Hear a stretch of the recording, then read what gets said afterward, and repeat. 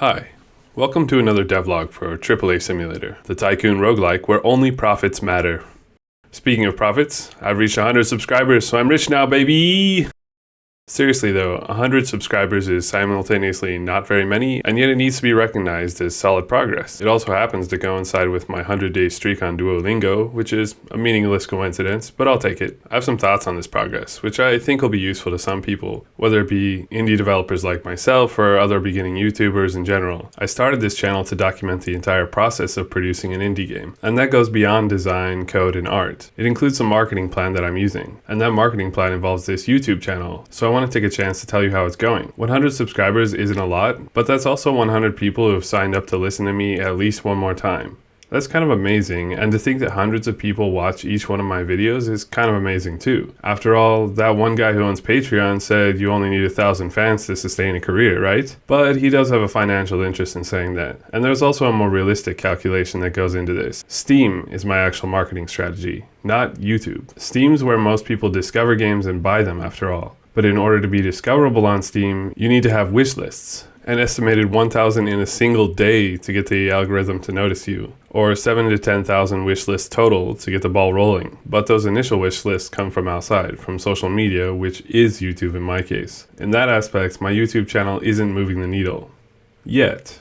But let me give you a little recap and we can see what conclusions we can draw.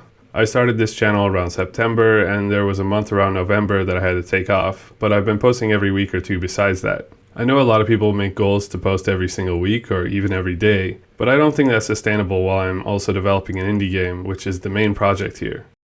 YouTube, like I said, serves as my social media campaign, and it lets me develop other skills like video editing, which I need to make trailers. I'm not relying on it as my main income stream or anything, so I've just made a policy of starting to work on the next video whenever I finish the previous one. I usually put some time aside for it every day, and that way the production loop is never broken. I had an understandably rough start because I hadn't done a lot of video editing before, and I had to figure out sound and how to use YouTube and all those beginner things. I cringe when I think of my early videos, but I'm leaving them up because they show how far I've come in just this short time.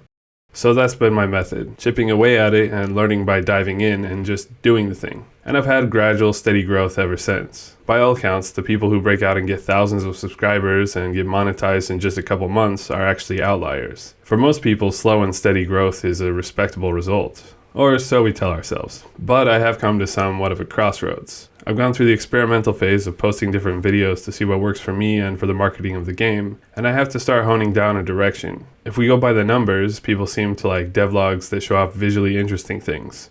Artwork, especially cozy artwork, and before and afters and time lapses are all very popular in this space. My most popular videos are about artwork or another interesting topic, and my least popular are the ones without any real hook in the thumbnail or title. I also noticed that views drop off when you show code, which is fine with me. I'm not aiming to be a code tutorial channel, so I think I should aim to talk about my game systems from a more appealing angle like design or, like I said, visuals. But leaning on visual appeal alone requires a certain kind of game, the viral type game that takes really well to social media in the first place. Chris over How to Market a Game says you either have this type of game or you don't.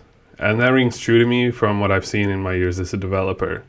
My game doesn't have a lot of cozy art, action, or visual variety to go viral with. If I only made videos about artwork, I would be done making videos pretty fast. That means I have to lean more on my mechanics, because it's the type of game you know is good when you play it. Game design and narrative design are also interests of mine, so I like making videos about those topics. Plus, there's the tone of the marketing to consider, which I think should be an extension of the game design itself. My game is all about ridiculing huge game companies for making stupid decisions that hurt people in favor of profits. I want to reflect the same kind of sentiment with my channel, because the purpose of all this is to find people who are interested in that message and build a community with them. I think that rules out chasing trends or using any kind of gimmick to try to get views. Instead, I want to focus on things that build up that indie spirit, helping other people who want to make games or art of their own despite the cynical, profit-driven industry that is games. So, for example, my Bioshock video aligns with my interest of doing design essays, and it got a nice amount of views compared to my other videos, but it's kind of out of context. I want to document my design research and market research, so I think more focus on my market, namely indie games, will be a better direction for me. That doesn't exclude AAA games when they're relevant to my project, but it does hopefully narrow my focus.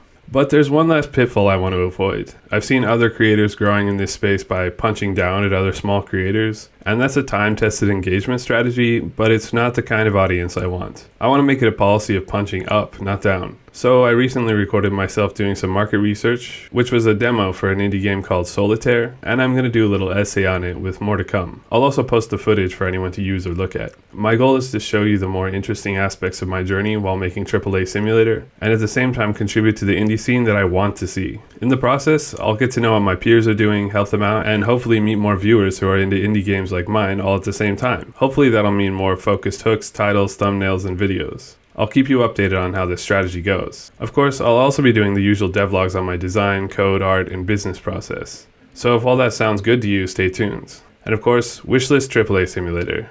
Here's to 100 subscribers. I'll see you at 1,000. Thanks for watching.